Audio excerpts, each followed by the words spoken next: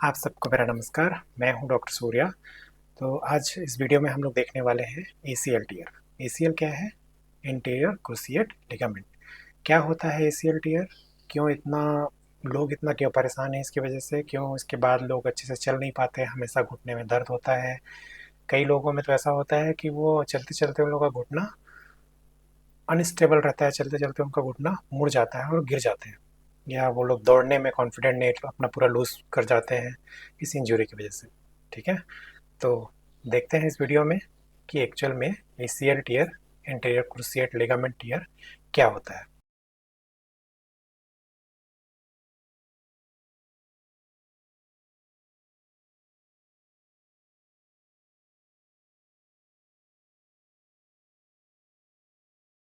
तो चलिए आज का वीडियो शुरू करते हैं। तो हमारा जो पिक्चर आपको सामने में दिख रहा है, ये हमारे नी ज्वाइन घुटने का पिक्चर है। ये ऊपर वाला बोन है जिसको हम लोग फीमर बोलते हैं। बीच में जो एसीएल लिखा हुआ है यही एक लिगामेंट है जिसके बारे में आज हम लोग बात करने वाले हैं कि इसके टीयर अगर ये टूट जाता है तो क्या प्रॉब्लम होता है। नीचे का जो ये बोन दिख रहा है वो पैर का बोन है, टिबिया। ठीक है, एसीएल होता क्या है, क्या इतना इंपॉर्टेंट है? अगर वो टूट भी गया या अच्छे से नहीं जुड़ा तो प्रॉब्लम क्या होगा? ठीक है, तो एसीएल और पीसीएल दो लिगामेंट हैं, इंटीरियर क्रूसिएट लिगामेंट और पोस्टीरियर क्रूसिएट लिगामेंट। ये हमारे नी जॉइंट में बहुत इंपॉर्टेंट काम करते हैं। क्या है वो काम?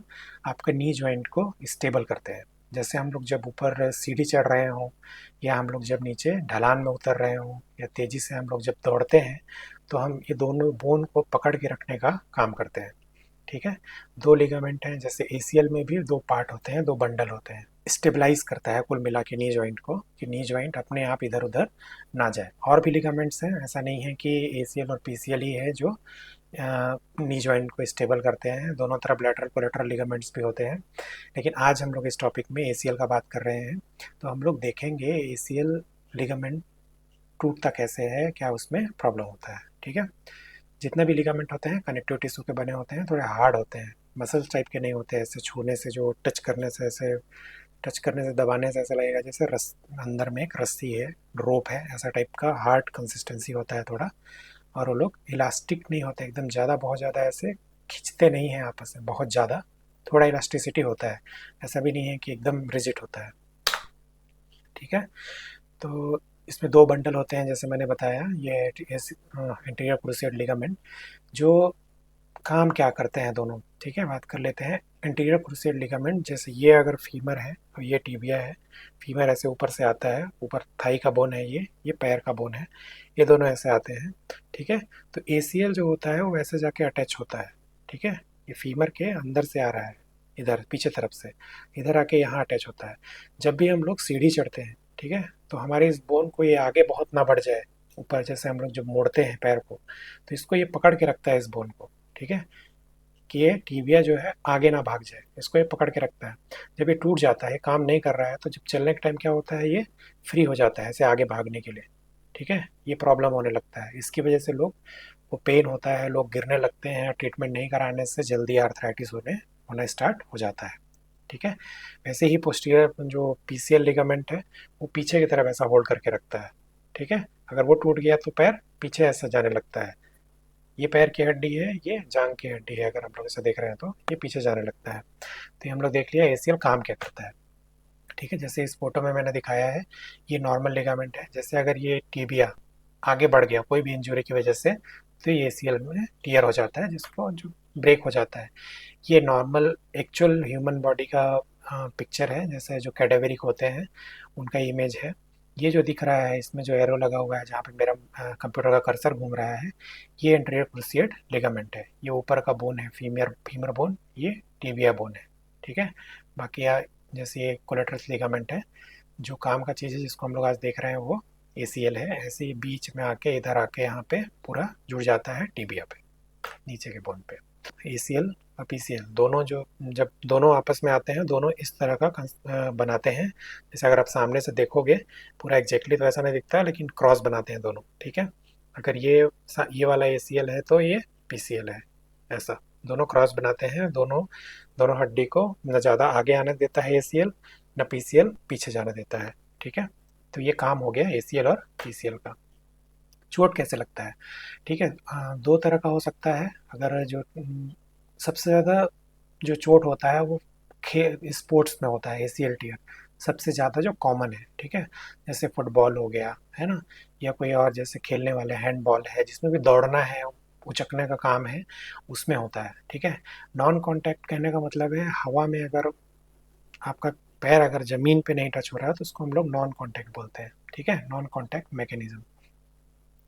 अगर आपका पैर ऐसे किसी चीज़ से टकराया और मुड़ गया, ठीक है, तो ऐसा कोई भी रीजन से अगर टीबिया आगे जा रहा है, ठीक है, अगर कहीं पे आप गिरे, पैर मुड़ गया, ऐसे चला गया, पैर इधर चला गया, मुड़ गया पूरा पैर, ठीक है, या आप डायरेक्ट ऐसे नी जॉइंट पे गिर गए, एक्सीडेंट की वजह से भी हो सकता है। मेन दो मैकेनिज्म है, पैर का मुड़ना और पिवेटिंग इंजरी का कहने का मतलब है पैर का घूम जाना, ठीक है, ऐसा रोटेशन में चले जाना। अगर ऐसा है तो ऐसा घूम गया या ऐसा आगे आ गया कोई भी रीजन की वजह से, ठीक है। जनरली खेल कूद में ज़्यादा होता है, लेकिन एक्सीडेंट में हो सकता है, बाइक इंजरी में हो सकता है, कार इंजरी में, कहीं पे भी कोई किसी भी तरह से हो सकता है। कोई भी एक्सीडेंट या कोई इंजरी के टाइम पे किसी को ये पता नहीं चलता कि एक्चुअल में उसको हुआ क्या, ठीक है। तो जानना ये ज़रूरी है कि पेन है, स्वेलिंग है, ये सब आ रहा है तो आपको डायग्नोसिस ज़रूर करना है ताकि आपको फ्यूचर प्रॉब्लम से बचना है। सील टीयर ऐसा नहीं होता कि बस एक ही लिगामेंट टीयर हो, उसके साथ साथ बहुत सारे इंजरी हो सकते हैं, है ना। लेटरल मेनिस्कस इंजरी हो सकता है, जो अंदर में जो मेनिस्कस है, क्योंकि लेटरल मेनिस्कस जुड़ा हुआ होता है, मोस्टली इंटर मेनिस्कस लिगामेंट्स होते हैं, उनकी वजह से जो मेनिस्कस है, दो दो जॉइंट के बीच में जो गत्ते होते हैं जिनको बोलते हैं, जो कुशन का काम करते हैं, उनमें भी टीयर ACL के साथ हो सकता है, ठीक है। जो ACL टीयर है वो मोस्ट कॉमन है, फीमेल्स में ज़्यादा होता है। सिम्टम्स क्या क्या है, मोस्ट पेशेंट जो होते हैं वो बोलेगा कि जब मैंने गिरा तो कुछ आवाज़ आया, टक सा या पॉप टप, पॉप का साउंड आया, कि कुछ ऐसे अंदर में टूट गया, ऐसा आवाज़ आया। बहुत हम लोग पेशेंट को स्वेलिंग होगा, पेन होगा, जो पैर है वो मुड़ेगा नहीं, ये सब लक्षण है कि आपको ACL टीयर हो सकता है, ठीक है। जो क्लिनिकल एग्जामिनेशन है कि कैसे पता चलता है, जो हम लोग जो अपने OPD में करते हैं, जो लेकिन बेसिक वाले जो दो हैं वो बता रहा हूँ। देखिए आप अगर देख पा रहे होंगे तो ये टीबिया पूरा आगे आ रहा है, ये फीमर है, ऐसा पकड़ने, ऐसा ऐसा, है ना। तो ये टेस्ट पॉजिटिव होता है, ये हमें ऐसे हम The लोग pivot क्लिनिकली पता करते हैं कि लिगामेंट टीयर है कि नहीं। रेडियोलॉजी क्या क्या हो सकता है, देखिए ACL टीयर ऐसा नहीं है कि बस लिगामेंट टीयर है तो बस उसी का क्या बोलना चाहिए, बस लिगामेंट ही टीयर हो, उसके साथ साथ कुछ ऐसे चीज़ हैं जो एक्सरे में भी देख के आप सस्पेक्ट किया जा सकता है कि लिगामेंट टीयर है, हो सकता है, ठीक है। जैसे ये एक्सरे हम लोग देख रहे हैं, लेफ्ट साइड में जो एक्सरे दिख रहा है, इसको हम लोग सिगॉन फ्रैक्चर बोलते हैं। इसमें देखिए फ्रैक्चर यहाँ दिख रहा है ना, किनारे में, लेकिन ये बहुत टाइम मतलब बहुत ज़्यादा कॉमन होता है। अगर ये है तो इसमें ACL टीयर भी होगा, ठीक है, क्योंकि ये लिगामेंट से अटैच होता है ये वाला एरिया जो है, और ये यहाँ तक। अगर ये फ्रैक्चर है तो हम लोग सस्पेक्ट करते हैं कि ACL भी टीयर हो सकता है, ठीक है। दूसरा है आर्कुएट फ्रैक्चर। आर्कुएट फ्रैक्चर का मतलब क्या है, जैसे ACL यहाँ पे आके अटैच होता है ना, ये जो टेबियल जो स्पाइन है जहाँ पे आके ACL अटैच होता है, ये स्पाइन ही उखड़ जाए, ठीक है, जैसे देखो यहाँ पे उखड़ के अंदर इधर दिख रहा है ना। तो ये दो फ्रैक्चर हैं जो एक्सरे में भी देख के, नॉर्मल जगह पे प्राइमरी हेल्थ सेंटर CHC में भी एक्सरे अगर जिनको पता होगा, एक्सरे देख के भी सस्पेक्ट कर सकते हैं, आपको बता सकते हैं कि हो सकता है आपको ACL टीयर भी हो, ऐसा सस्पेक्ट कर सकते हैं। इससे हम लोग कंफर्म नहीं कर सकते, कंफर्म हम लोग क्लिनिकली कर सकते हैं। अगर क्लिनिकली जैसे आप टेस्ट करके बताया, टेस्ट करने में अगर टेस्ट पॉजिटिव आता है तो हम लोग क्या करेंगे, फाइनल हम लोग जो चेक करेंगे, अगर कंफर्म करना है तो हम लोग को क्या करना है, MRI, ठीक है। तो MRI जो होता है कंफर्म करने के लिए है डायग्नोसिस। अगर आप MRI करते हैं तो उसमें आपको कंफर्म पता चलता है कि हाँ एक्चुअल में टीयर है और कितना बड़ा टीयर है, उसके साथ साथ और क्या इंजरी है वो सब भी कंफर्म पता चल जाता है, ठीक है। ट्रीटमेंट क्या है ACL टीयर में, है ना। ट्रीटमेंट हर ACL tear patient age, patient का कंडीशन, पेशेंट कहाँ से आता है, क्या काम करता है, उस पर डिपेंड करता है। ऐसा नहीं है कि हर ACL टीयर पेशेंट को सर्जरी की ज़रूरत है, ठीक है। तो बहुत हम लोग पास दो बहुत ऑप्शन है। कंजर्वेटिव मैनेजमेंट कहने का मतलब है बिना ऑपरेशन के फिजियोथेरेपी मेडिसिन से इलाज करना, दूसरा मतलब है ऑपरेटिव मेथड जिसमें हम लोग को सर्जरी करना है, ठीक है। तो डिसाइड करने के लिए क्या क्या है, अगर कोई मान लो एग्जांपल मैं देता हूँ, एक पेशेंट है, मान लो 60 साल का, 60 ईयर का एक पेशेंट है, वो ऐसा कुछ काम पे नहीं जाता है, रिटायर पेशेंट है, नॉर्मल सा वो पार्क में चल रहा था, गड्ढे में पैर गया, पैर मुड़ गया और एसीएल टीयर हो गया, डायग्नोसिस हो गया, सब कुछ हो गया, ठीक है। डॉक्टर के पास जाता है, डॉक्टर उनको एडवाइस करता है कि आप डिसाइड करो आपको सर्जरी चाहिए कि नहीं। आपको ऐसा कुछ काम है कि आपको दौड़ना भागना है ना? आपको दौड़ना भागना है, आपको नीचे ज़मीन में बैठ के कुछ काम करना है, आपको बहुत लंबा चलने का काम है, आपको सीढ़ी चढ़ने का काम है। अगर ऐसा काम है, या आपको दर्द है, ये भी एक कारण है कि अगर ये सब ना हो और दर्द ज़्यादा हो, है ना, तो भी दर्द कम करने के लिए भी ऑपरेशन करना पड़ सकता है। तो पेशेंट पे भी डिपेंड करता है कि पेशेंट क्या चाहता है अपने लिए, और डॉक्टर भी एडवाइस करता है। अगर कोई यंग लड़का है जो खेल कूद में पार्टिसिपेट करता है, उसको कोई स्पोर्ट में जाना है, या ऑलरेडी कोई स्पोर्ट पर्सन है, तो उसमें डॉक्टर एडवाइस करता है कि आपको ऑपरेशन करा लेना चाहिए, ठीक है। तुरंत अगर जैसे इंजरी हुआ, सबसे जो इजी थेरेपी है जो आप घर पे कर सकते हैं, वो है राइस, ठीक है। राइस में 4 चीज़ें हैं। आर मतलब होता है रेस्ट, आपको अननेसेसरी उसमें वजन डाल के चलना नहीं है। दूसरा है आइस एप्लीकेशन कर सकते हैं। आइस को कभी भी डायरेक्ट स्किन पे नहीं लगाना होता है, ठीक है। आपको उसको कपड़े में लपेटना है, उसको रखना है, हटाना है, फिर रखना है, जब तक आपको ऐसा लगे कि हाँ एकदम सुन्न हो गया, हटा लेना है, फिर रखना है, ऐसा करना है। कंप्रेशन, कंप्रेशन बैंडेज लगा सकते हैं। कंप्रेशन क्या करता है, स्वेलिंग को ज़्यादा बढ़ने से रोकता है, ठीक है। तीसरा है एलिवेशन ऑफ अफेक्टेड लिम्ब। क्या मतलब है, ये हमारा हार्ट है, अगर हम लोग ऐसा सो रहे हैं, ये मान लो अगर मेरा सिर है, ठीक है, ये मान लो मेरे 2 पैर हैं, इसमें इंजरी है, तो मेरे को अपना पैर को अपने हार्ट की लेवल से थोड़ा ऊपर रखना है। अब 2 पिल्लो यहाँ रख दो, और हाँ आप पैर को ऊपर उठा के रखो, ये जैसे नॉर्मल बेड का लेवल है, ये वाला जो पैर इंजरी है उसको थोड़ा ऊपर रखो कुछ भी सपोर्ट करके, ठीक है। इसका मतलब होता है लिम्ब एलिवेशन।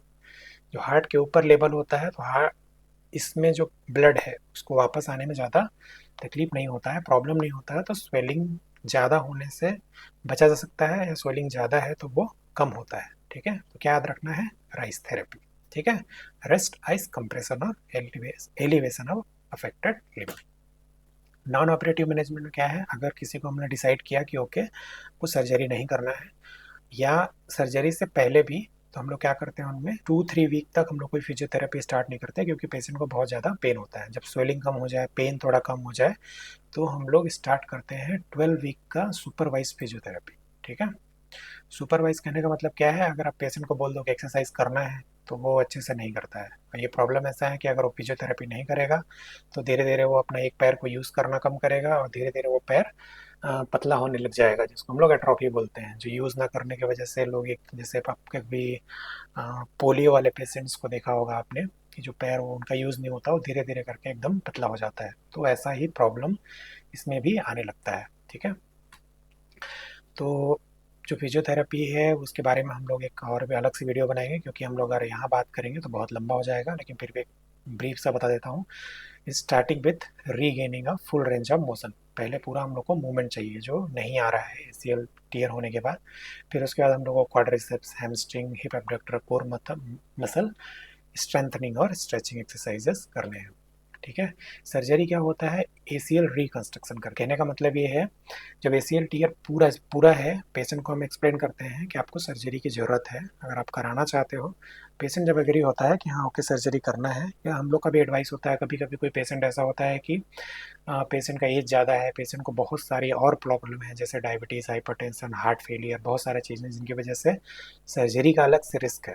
तो उसमें भी हम एडवाइस करते हैं कि आप सर्जरी मत कराओ। अगर आपको इतना ज़्यादा आपका एक्टिविटी नहीं है, आपका ज़्यादा दौड़ भाग नहीं करना, ज़्यादा काम नहीं करना, तो आपको सर्जरी नहीं करानी चाहिए। ऐसा भी होता है, जैसे मैंने बताया कि पेशेंट टू पेशेंट ये चीज़ें डिसाइड होती है, ठीक है। तो ये क्या, एसीएल सर्जरी के बाद भी फिजियोथेरेपी उतना ही इम्पॉर्टेंट होता है। लोग सोचते हैं कि ओके मेरा ऑपरेशन हो गया, नया लिगामेंट मेरा बना के डाल दिया है अंदर, अब मैं कुछ नहीं करूँगा तो कुछ काम नहीं आएगा। जितना सर्जरी इम्पॉर्टेंट है, उतना ही ज़्यादा इक्वल इम्पॉर्टेंट है फिजियोथेरेपी सर्जरी के बाद भी। हम लोग कुछ नया चीज़ लगा रहे हैं उस जगह पे जहाँ पे लिगामेंट टूट गया था, उसको निकाल के एक नया लिगामेंट आपकी ही बॉडी का दूसरा टेंडन का निकाल के लगा रहे हैं, या फाइबर टेप लगा रहे हैं। तो अपने ब्रेन को उस चीज़ के लिए ट्रेन करना है, आपको एक्सरसाइज कंप्लीट पूरा अच्छे से करना है, ठीक। इस वीडियो में इतना ही। अगला वीडियो में हम लोग देखेंगे फिजियोथेरेपी, और एक वीडियो में फिजियोथेरेपी, उसके बाद में एसीएल रिकंस्ट्रक्शन का एक वीडियो।